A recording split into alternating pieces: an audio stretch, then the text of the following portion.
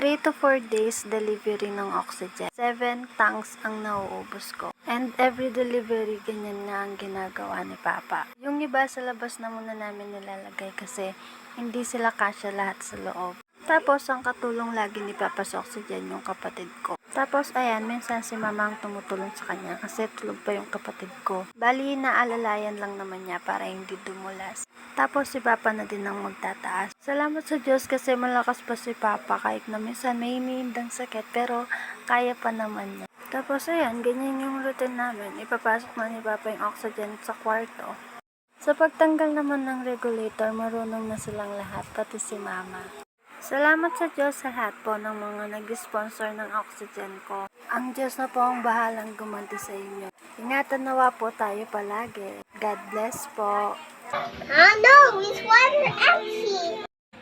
Very good.